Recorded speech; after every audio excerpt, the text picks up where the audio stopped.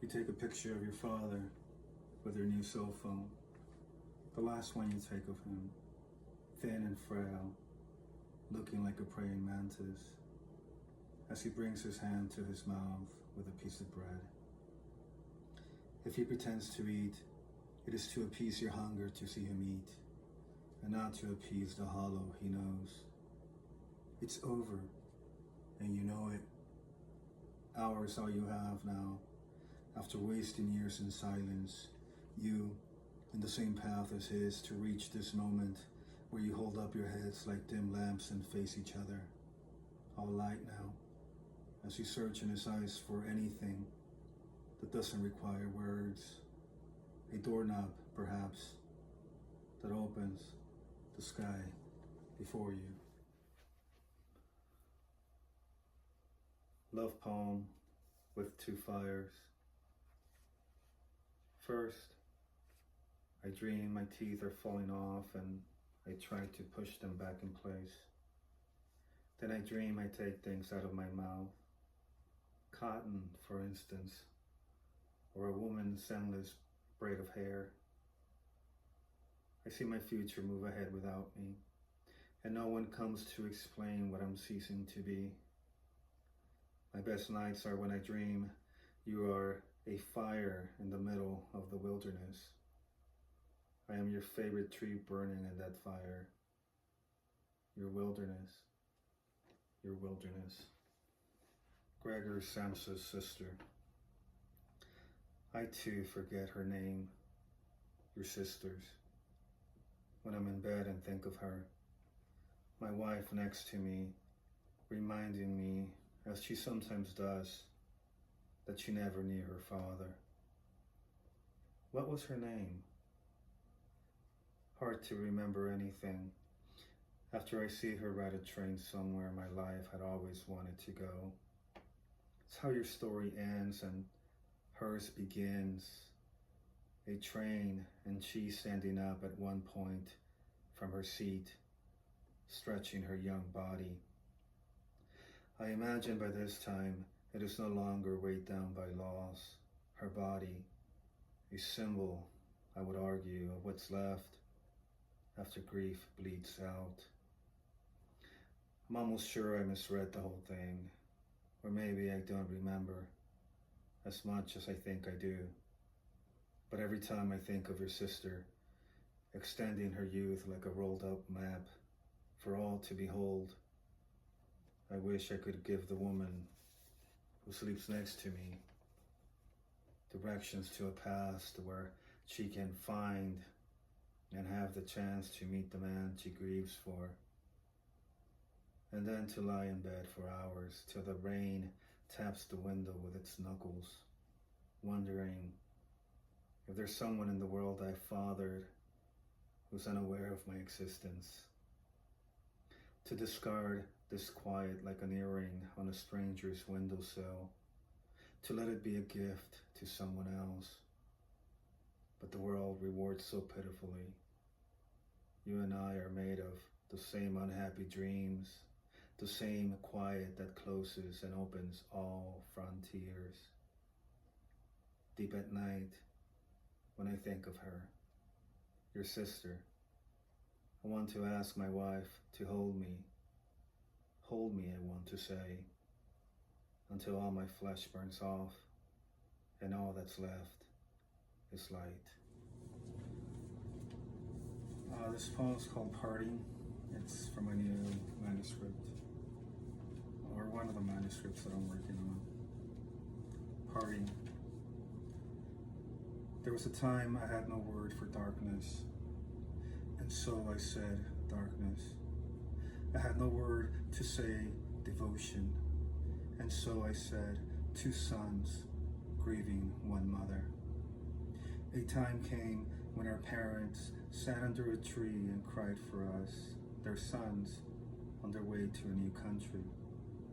When I try to return to my boyhood, sometimes I end with my head on my mother's lap. This poem is called Encounter. When this strange bird comes to huddle in the nest of my divorce, I want to touch it first and then hold it to the light of the language I know. You're a bird, I say. I must be all glimmer to this creature that takes the place of a wife. You've been wrong about everything, the bird says. Yes, I want to say. I've been wrong about everything, but I don't. This poem is called True Minds. Keep the dog.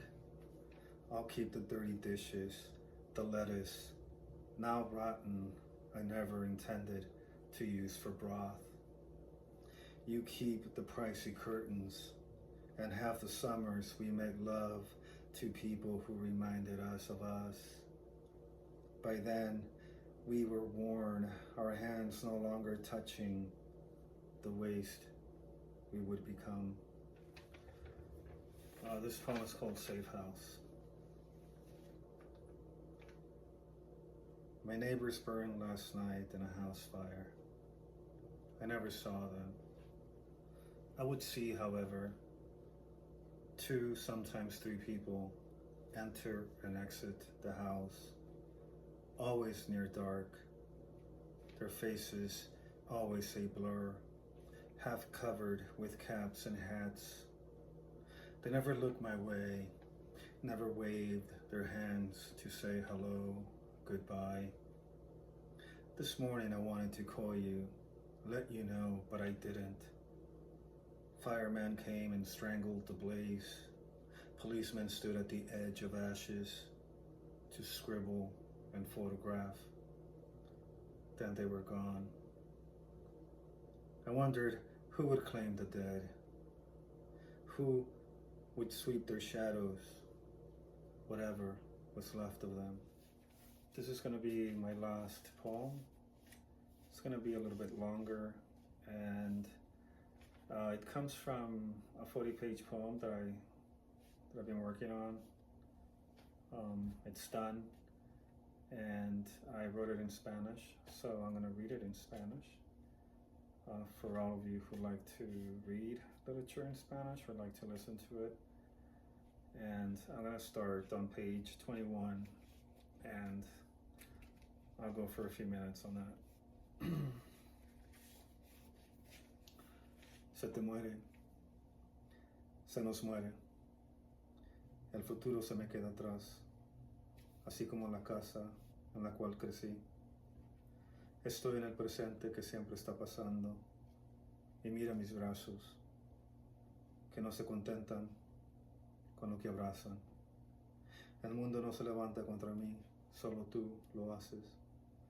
Por eso quiero verme con tus ojos, para saber cómo se vive con una enfermedad que crees que nadie más tiene.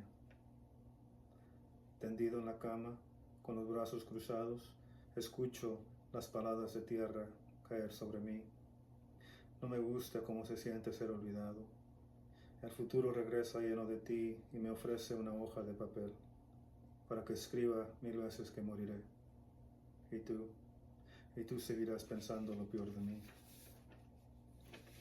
Le pido a Dios que me dé tu dolor, la enfermedad que pesa en tu alma como ladrillo, que me dé tus pensamientos oscuros que te llevan de la mano hacia la orilla del río. Ya no tienes palabras para el mundo y el mundo guarda su silencio. Dios mío, bendíceme con el dolor ajeno. Regálame el tatuaje canceroso de mi vecina. Regálame el miedo de la madre que no tiene papeles. Ella que se apaga como el sol tras el horizonte cuando ve una patrulla fronteriza. Dios mío, alégrame el día con la tristeza y la angustia de ese niño que ha sido separado de sus padres. Yo sé cómo se siente y también sé cómo se siente ser separado de un hijo. Señor, bendíceme con la pulmonía crónica de mi madre y con el terror que siente cuando uno de sus hijos sale a la calle. Otros ya te han pedido lo mismo, Señor, y te ordeno que aniquiles lo maldito de este mundo. Así se muere, Señor, así te mueres, Señor. No es súplica, es el deseo de besar la calaca de tu boca. No tengo la fuerza para levantar lo infinito de lo que muere. La tienes tú. Cada 5 minutos me preño de amor. ¿Y a ti? ¿Cuántas veces te han dicho que el amor dura tan poco? Pero para ti no es lo que dura el amor, sino esos 5 minutos que agrega a tu vida. Y quieres un poco más de vida, porque has tenido días en que ni la poesía te salva. Días blancos, con manchas negras, tardes como palomas sin pico, tardes cuando se te olvida todo y despiertas de repente para darte cuenta que manejas contra el tráfico. Por eso te digo, escribe ahora que llegará el día que no podrás. Lee ahora que llegará el día que tus ojos olvidarán el sonido de las letras. Mira a tu padre, se le olvida cómo tocarte. Míralo, intentando leer un libro, ese libro que escribió hace años. Ya ni sostenerlo puede. ¿Para qué escribir tu nota suicida? ¿Dónde empezar? Si dices no se culpe a nadie, mientes. Siempre hay culpables. Los poetas que cargan tramas también escriben sobre las muertes que han vivido. Escriben sobre cómo penetran o son penetrados. Escribir la verdad es lo que quieren. La verdad que siempre está a punto de huida. Escribe porque tú también vives con la desgracia. De eso está hecha la poesía, de esa carne podrida, de esas aguas negras, de esas aguas donde las hormigas nadan, donde se estremecen las cabezas decapitadas, donde me derramo para decir que te extraño, igual que mi sombra se derrama por la pared. Le duele la leche que no le sale, lo que no te tragas, la que se desperdicia y florece en las fisuras del aire. Veo la luz de luna reflejada en el agua y me imagino que así es como tus besos permanecen encendidos en mi piel. Encuéntrame otra vez, mi amor, en esa calle donde nuestros años se convirtieron en una sola edad. Encuéntrame otra vez, mi amor, en esa ciudad donde las sílabas de nuestros nombres no son más que pájaros en vuelo y nuestras vidas florecientes se vuelven una sola respiración. Dormiste en mis brazos y yo desperté en la tierra de tu niñez.